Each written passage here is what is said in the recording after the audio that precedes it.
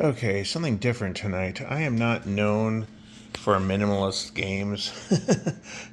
I'm the guy who, you know, had to build a Model 50 millimeter Cliveden for the Battle of Germantown because no one made one, and I'm the guy who, like, has 200 Ewoks in the Battle of Endor, has to go sneakily buy them all one night off the internet while they're still cheap, things like that. Play Armada with, like, you know 16 capital ships versus 16 capital ships, that kind of thing. Battle Princeton, making sure that the distance is absolutely correct between the time it would take the British to march from Princeton to the to the bridge, match the game turn, game time, match the actual time. So this is different for me. I don't know. I find this intriguing. I don't have high hopes, but it might be fun. This is like a downloadable game that's sold. The rule set is called Dominion of Patriots and Redcoats. It says it's solo. It really wouldn't have to be solo, I guess. The way the rules work, it might be solo because maybe people aren't going to want to play this very much. But I don't know. It promises 10-minute battles, and this actually goes. Oh, it goes. He started with ancients. The person, his name is what is the? It doesn't have his name on it. Good grief! I don't know why. He doesn't have his name on it. But anyway, he started with like ancients, and this with the system. He always used the word Dominion, and now he's got, geez, I don't know. He might have 12 of these games going all the way up to World War II. So apparently, he must be selling them.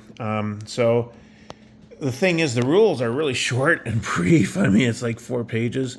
What he puts all his time into is, I guess, what we call army lists for battles. So, I don't know if this is swing here someplace. These setups, which basically it's it's a grid technically. So, yeah, 24 historical battles, Bell Bunker Hill, and he does a lot of, I don't know. There's rationalization by how he does things, which is actually a lot more intelligent than one someone might expect in such a brief game. And that's not the right word, but how should I put it? It some of these things make sense.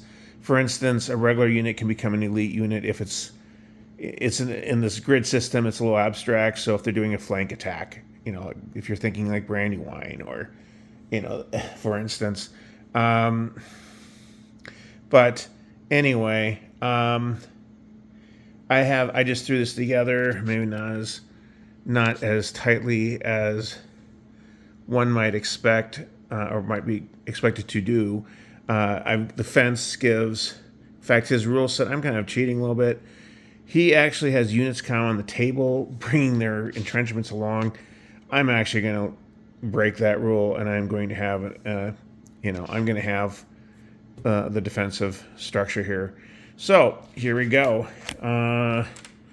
First move, British. I roll a die. 2. That means my first action is going to be in the center, and the center is attacking artillery. So let me see if I can find my handy cheat sheet.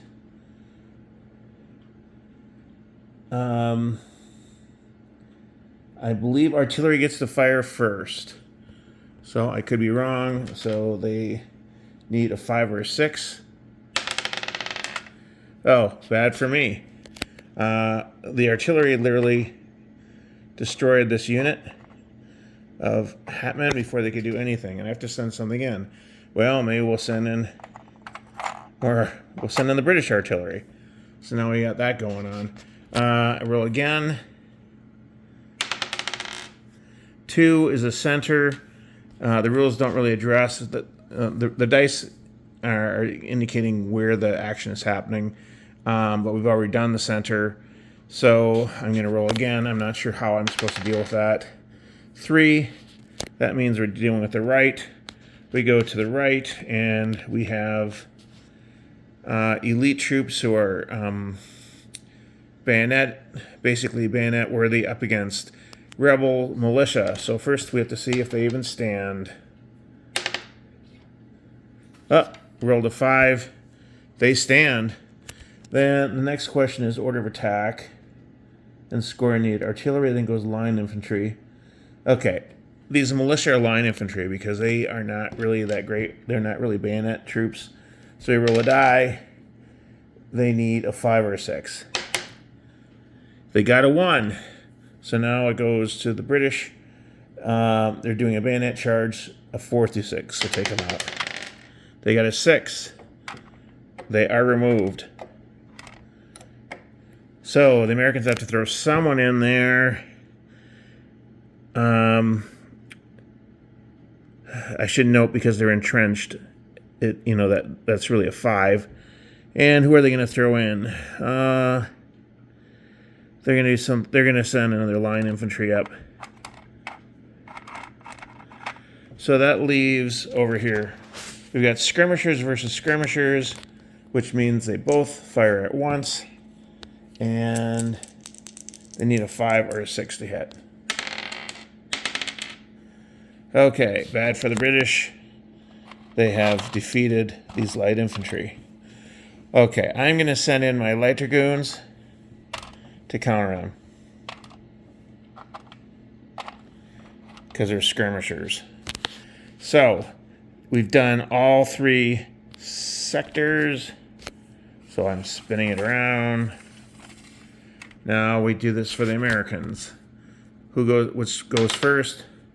Rolled a 6. A 6 means the Americans get to choose what's more advantageous for them. And I don't know. Over here, I wonder if it's probably in their best interest to shoot at the cavalry. So they're going to do that. So they get to fire first, and they need 5 or 6. And they got a 6. Well, pretty bad for the dragoons. They didn't even get to charge. This is not a good place for the British. Things are falling apart.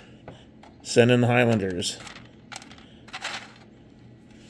Okay, next thing. What are the Americans doing next? 2, they are doing the center. Center is artillery unit versus artillery unit. The Americans have a fence, but it doesn't mean anything against artillery. It's simultaneous fire because they're both artillery units.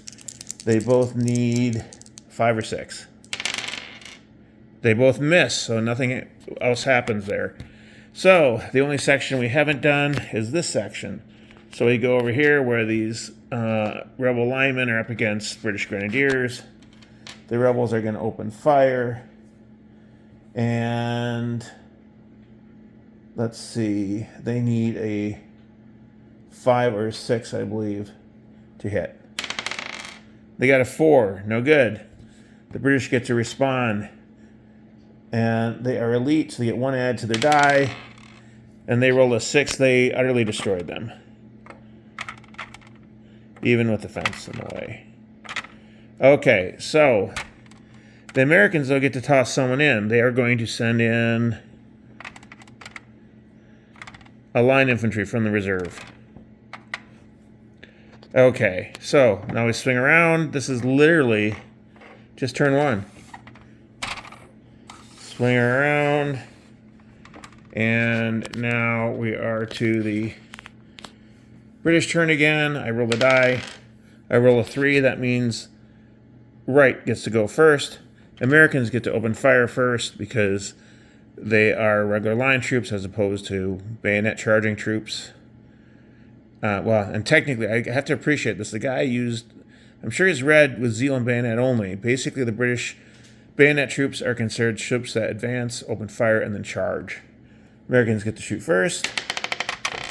3, no good. British Grenadiers come at them. Oh, no good. Nothing happens there. Next thing. I rolled a 1. That means we're going over to the left flank. Left flank. The skirmishers get to fire first. They are going to hit, and they get +1 against infantry. they're going to hit on a 5 or 6. Ooh, really bad for the Highlanders. They lost this engagement. So this is not looking good for the British right now, I have to say. They haven't done the artillery yet, though, so the artillery is going to go, and it's artillery versus artillery. And they hit, what, on 5s and 6s. And the British took out the American guns. So the Americans will toss in their dragoons. Okay, and the British have done everything that they can this turn. It's kind of not so good for the British because they're very close to losing this, but it could change. Okay, so now we go over, turn it around. 5, the Americans get to decide what they want to use first.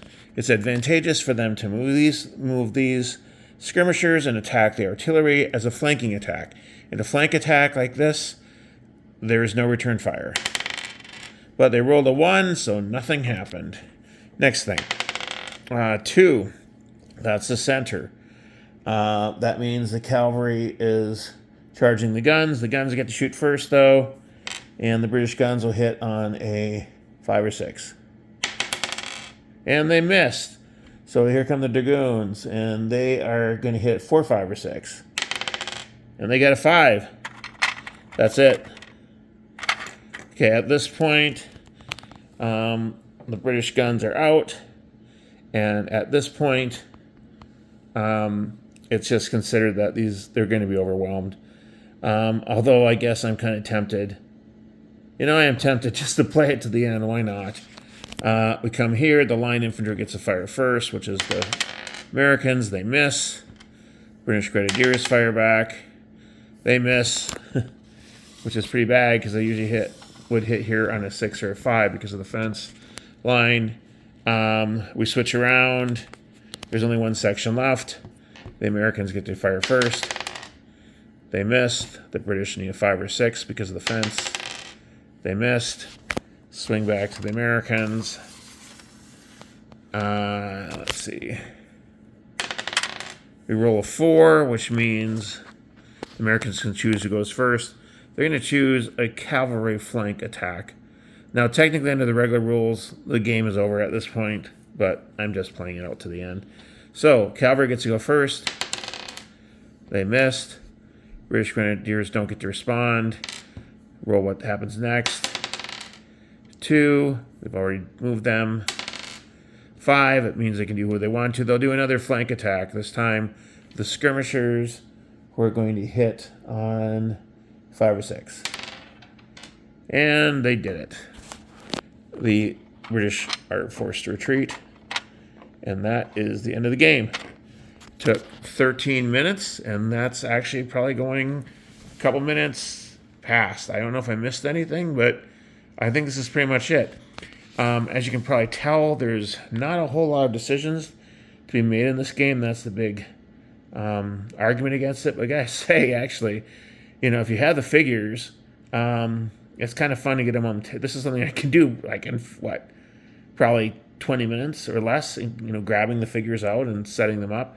You can either do army lists, which for battles, I should say, where they have specific battles. And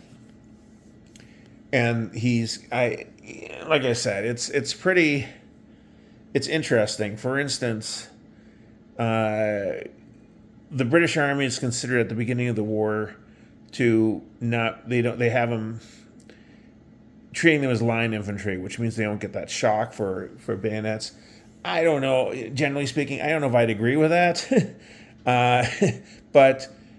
So for instance, the Battle of Bunker Hill, and maybe this is partially just to kind of replicate the circumstances, the initial British line that's advancing at their line. So they don't have the extra benefit for a shock attack, for a bayonet attack. But when they get replaced by soldiers, they're considered to be coming in attack columns, which again is impressive that this the author, I wish I could remember his name. I wish his name was on his rule set. It's impressive that he knows that they did use attack columns in the Third Assault.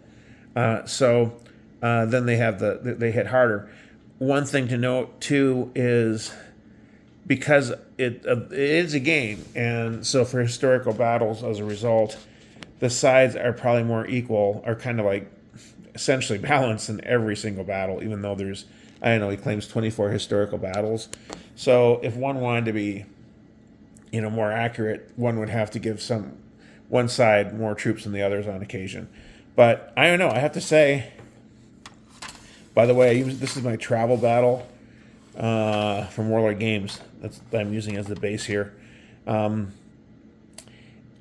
have to say, this is kind of fun for a quick, short game.